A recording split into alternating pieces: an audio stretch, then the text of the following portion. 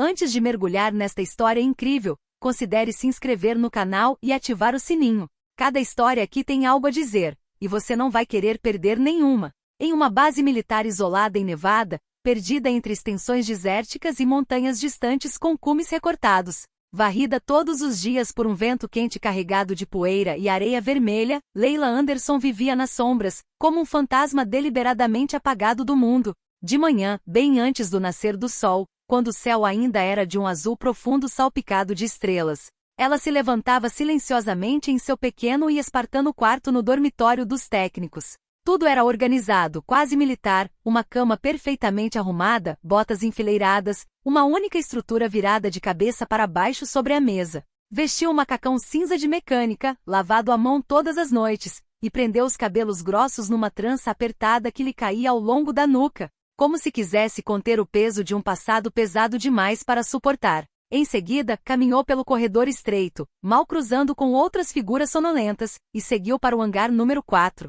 Lá, o rugido das turbinas, o ranger metálico das correntes e o cheiro inebriante de combustível e graxa eram as únicas coisas que realmente falavam com ele. Os outros técnicos, jovens e barulhentos, quase o ignoraram. Os oficiais, por sua vez em quando lhe davam uma breve ordem. O Anderson, verifique a pressão do compressor no Eagle 3. O Anderson, há um vazamento hidráulico no F-18. Tome providências. Ela respondia sem emoção, com um simples sim, senhor, ou um leve aceno de cabeça. Nunca mais. Ela falava pouco, não compartilhava café, nem pausas, nem lembranças.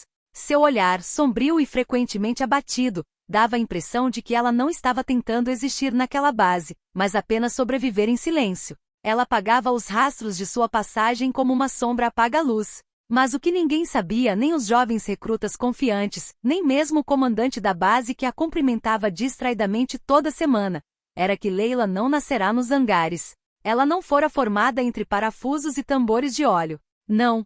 Leila Anderson era a capitã Leila Anderson, uma piloto de caça de elite. Ela usava o capacete com viseira fumê, voava Mach 2 e conduzia missões secretas em áreas onde o oxigênio era escasso. Ela foi a primeira mulher negra na história da Força Aérea dos Estados Unidos a comandar um esquadrão tático internacional, liderando homens muito mais velhos e experientes com uma mistura de precisão glacial e determinação ardente. Seu nome já foi pronunciado com admiração, às vezes com inveja. Jornais militares manchetearam: The Black Hawk, Capitão Anderson redefine a excelência. E no entanto, hoje esse nome só ressoava em sua cabeça, ao cair da noite, quando ela se sentava na cama, com as mãos ainda manchadas de graxa, e abria a velha caixa de metal enferrujada escondida no fundo do guarda-roupa. Dentro, uma foto amassada dela e de seu irmão gêmeo Elijah, sorrindo em seus trajes de voo. Uma medalha de bravura, uma placa no capacete, e uma carta não enviada endereçada à sua mãe. Seu passado glorioso não passava de pó, congelado nesta caixa como uma lembrança que tememos tanto quanto prezamos. Leila não voava mais, não sonhava mais. Estava contente em caminhar na terra, onde os céus não podiam mais alcançá-la. 8 anos antes, Leila Anderson e seu irmão gêmeo, Elijah, formavam uma dupla no ar que nada parecia capaz de parar. Eles nasceram com 1 minuto de diferença, e essa foi praticamente a única vez que estiveram separados.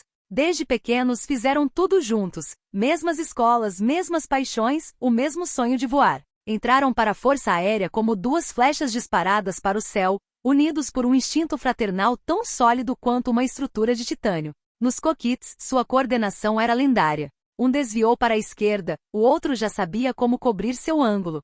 Um mergulhou, o outro abriu fogo sem dizer uma palavra. Eles haviam desenvolvido uma linguagem feita de silêncio, gestos precisos e olhares rápidos através de viseiras escuras. O apelido deles nos esquadrões era as Almas Gêmeas, e relatórios militares diziam que eles operavam como um único piloto divididos em 2 corpos. Durante uma missão secreta sobre território instável nas montanhas áridas do Oriente Médio, seu esquadrão foi encarregado de neutralizar um local de lançamento ilegal. As condições eram perigosas. Ventos erráticos, interferência no radar e um sistema de defesa improvisado, mas letal. Naquele dia, o instinto não teria sido suficiente. Eles voavam baixo sobre a área quando os alarmes soaram nas cabines. O radar piscou freneticamente.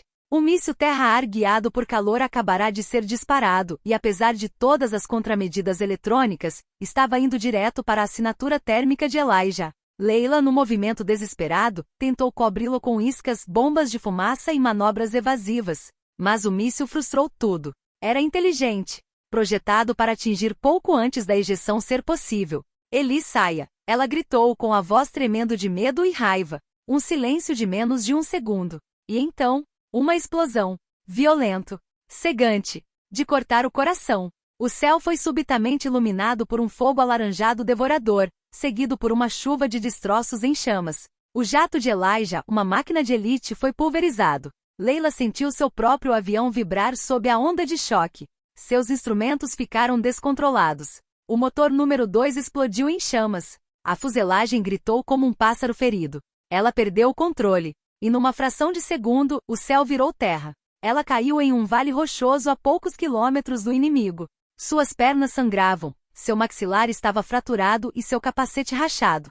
Ela não se lembra das primeiras horas, apenas da sede, da areia queimando sua pele e de um rosto enrugado com profundos olhos negros inclinados sobre ela, uma velha nômade, envolta em tecidos azuis e cinzas, silenciosa, mas gentil. Durante 3 dias, Leila ficou escondida numa tenda baixa, sob peles e cobertores ásperos. A velha, cujo nome ela nunca soube, trouxe-lhe água, leite de cabra e pão duro, e manteve os soldados afastados com uma língua desconhecida e uma autoridade natural. Foi essa mulher, desconhecida do batalhão, que salvou sua vida. Foi ela quem permitiu que ele sobrevivesse ao ataque. Mas ninguém jamais perguntou seu nome. No relatório oficial, ela era apenas um contato local não identificado. Quando Leila foi finalmente exfiltrada, evacuada de helicóptero sob alta tensão, ela não falou com ninguém durante todo o voo de volta. Nem com o comandante. Nem com o médico militar. Nem com o psicólogo. Aos seus olhos, a guerra havia acabado, mas outra guerra estava apenas começando. Uma guerra silenciosa e interna. Ela recusou qualquer cerimônia. Não queria medalhas nem reconhecimento. Ela simplesmente escreveu uma carta de demissão fria e concisa, que entregou ao general Dorsey. Ele, em voz grave, simplesmente disse: "Você é um herói, capitão." Ela respondeu: "Meu herói não vai voltar." Ela pediu para ser transferida para uma base secundária, longe da agitação, longe dos aviões, longe das estrelas. Ela queria viver na terra, onde Elias não pudesse pousar. O sol batia forte na base de Redstone naquela manhã, envolvendo o deserto em um halo trêmulo. Turbinas zumbiam nos hangares, e o ar cheirava a suor, óleo e combustível de aviação queimado. Foi nesse dia que o tenente Jackson Cooper, de 27 anos, chegou, recém-chegado de uma base de treinamento na Califórnia, com uma pasta impecável debaixo do braço e um par de óculos de sol espelhados aparafusados no rosto. Ele era bonito, bronzeado, musculoso, com um sorriso torto que parecia dizer: "Eu sou o melhor aqui e sei disso." Filho de um ex-coronel condecorado e formado em Anápolis, ele cresceu cercado de histórias de glória e medalhas penduradas em vitrines familiares. Ele não duvidava de nada, principalmente de si mesmo. Assim que chegou, entrou no hangar número 4 como se estivesse em sua própria sala de estar. Olhou ao redor, avaliando os rostos e as posturas. E então seu olhar pousou na mulher silenciosa, debruçada sobre um compressor de motor a jato, concentrada, com a testa coberta de suor. Ele se aproximou com um sorriso irônico. "A senhora leu isso em algum manual, senhora mecânica?" Ele perguntou, de braços cruzados. Leila nem olhou para cima. Apenas deu de ombros, limpou as mãos com um pano áspero e girou nos calcanhares sem dizer uma palavra. Esse distanciamento inesperado o deixou sem fôlego por um instante. Ele esperava uma resposta áspera, uma provocação. Recebeu apenas silêncio. Uma parede de granito. Mas isso não foi tudo. Alguns dias depois, Jackson partiu para um voo de treinamento sobre os cânions próximos. Um exercício de rotina. Nada de extraordinário. Mas a 3.000 pés, um alerta vermelho piscou no painel de instrumentos, falha parcial do motor. Ele conseguiu fazer um pouso de emergência, mas por pouco. Foi Leila quem foi enviada à pista para examinar a aeronave. Ele a seguiu discretamente com o olhar do prédio de controle. Em apenas 13 minutos ela identificou a causa da falha, um sensor defeituoso instalado ao contrário, e remontou o sistema como se tivesse feito isso de olhos fechados. Naquela noite Jackson ficou sentado sozinho por um longo tempo pensando em suas palavras. "Essa mulher conhece essas máquinas melhor do que eu", pense Theon. Ele observou seus movimentos nos dias seguintes. Sua precisão. Sua postura. Seu conhecimento de como o aço reage ao som de uma decolagem. E ele sabia: ela não é apenas uma mecânica. Tem algo de especial nisso. A tensão aumentou quando um exercício aéreo de alto nível foi realizado, simulando um ataque complexo, com a presença de um general vindo diretamente do Pentágono. A base inteira fervilhava de entusiasmo. Os melhores pilotos estavam sendo mobilizados. Jackson, é claro, foi designado piloto líder, mas na véspera do voo, seu ala, o tenente Ramos, foi hospitalizado com uma reação alérgica grave. Nenhum outro piloto estava disponível a tempo. Na sala de reuniões, os olhares estavam tensos. O general, irritado, estalou os dedos na mesa. E aquela técnica, aquela que sabe todos esses aviões de cor, ela já voou? Um silêncio glacial caiu. O olhar de todos se voltou para Leila, que estava encostada na parede com os braços cruzados. O coronel Shepard, o comandante da base, congelou. Lentamente colocou seu arquivo sobre a mesa. Ele sabia a verdade. Sabia que lá no fundo daquele hangar, trabalhava a ex-capitã Leila Anderson, a primeira mulher negra a liderar um esquadrão em combate real. Por um longo momento ele olhou fixamente para os olhos escuros e profundamente calmos dela. Capitão Anderson, se você concorda, o avião está pronto. Um silêncio. Depois uma batida de coração. Depois outra. Leila fechou os olhos. Uma onda de sensações a invadiu. O rugido do motor, a pressão do joystick em suas mãos, os gritos no rádio, o nome do irmão em sua garganta. Seus dedos tremiam. Ela os fechou lentamente. Respirou fundo e em seu peito algo se abriu. Um fragmento de céu. Ela levantou a cabeça. Eu vou ao amanhecer. Ao amanhecer, um silêncio quase religioso reinava sobre a base. O vento quente do deserto agitava pequenas ondas de areia, e o céu se iluminava suavemente com um dourado pálido, anunciando um dia como nenhum outro. Nas sombras do hangar 4, as pesadas portas de metal começaram a render. Lentamente elas se abriram, revelando uma figura que poucos soldados reconheceram à primeira vista, mas que ninguém jamais esqueceria. Leila Anderson caminhava confiante, vestindo um macacão de voo preto perfeitamente ajustado. Acima do coração, bordado em letras brancas, um nome que o deserto não ouvia há 8 anos, Anderson L. As discussões cessaram abruptamente. Os mecânicos largaram as ferramentas. Até os policiais ficaram paralisados. O tenente Jackson Cooper, que estava verificando seu capacete a alguns metros de distância, olhou para ela com os olhos arregalados. Espere. VOC, você é um piloto? Leila mal olhou para ele. Deu um sorriso leve, quase imperceptível. Então, sem dizer uma palavra, subiu a escada do F-22 Raptor, ajustou o cinto de segurança e fechou a capota com um movimento fluido e preciso. Um rugido surdo surgiu quando os motores rugiram, ganhando vida. O chão estremeceu. Então, com uma explosão de aceleração, o avião subiu ao céu, cortando o ar como uma lâmina. No céu perolado da manhã, o Raptor se tornou uma sombra dançante entre as nuvens. O que Leila fez em seguida não constava em nenhum manual. Não era mais pilotagem. Era coreografia celestial, uma obra de arte a 30.000 pés. Começou uma série de espirais fechadas, depois fez um loop invertido, seguido por um mergulho 9G tão preciso que o radar o perdeu brevemente de vista. Ela estava se aproximando de seus limites físicos, mas mantinha o controle absoluto, como se seu corpo e a câmera fossem um só. Cada movimento parecia guiado por uma memória muscular ainda vívida. Ela não havia esquecido. Ela nunca deixou de ser piloto. Ela apenas ficou quieta. Da torre de controle, os policiais prenderam a respiração. O general Donovan, o distinto convidado, endireitou-se lentamente com os olhos fixos no céu. Essa mulher, murmurou ele. Ela é uma lenda viva. Quando Leila pousou, as rodas do F-22 tocaram o asfalto com uma suavidade quase poética. Assim que a cobertura se abriu, toda a base explodiu em aplausos. Dos pilotos veteranos aos jovens recrutas, todos sentiram que tinham acabado de testemunhar um momento histórico. O silêncio que ela manteve por 8 anos tinha acabado de ser substituído por uma verdade deslumbrante, ardendo de admiração. Jackson, que estava hesitante, aproximou-se lentamente, visivelmente chateado. Sua arrogância havia desaparecido com a partida de Leila. Ele não era mais o jovem galo autoconfiante. Era um homem que acabará de entender o que humildade, talento e sofrimento realmente significavam. Por quê? Por que você nunca disse isso? Ele perguntou com a voz baixa, quase envergonhado. Leila desceu a escada calmamente, suas botas tocando o chão com profunda calma. Ela respondeu com uma voz calma, carregada de anos de silêncio. Porque me esqueci de viver. Porque tive medo de que voar me lembrasse de tudo que perdi. Mas hoje entendi que voar também é o que me faz viver. O coronel Shepard a convocou 2 dias depois. Mas desta vez não foi para uma repreensão ou uma ordem disciplinar. Capitão Anderson, estou lhe oferecendo uma nova função. Oficial de treinamento. Você treinará a próxima geração de pilotos.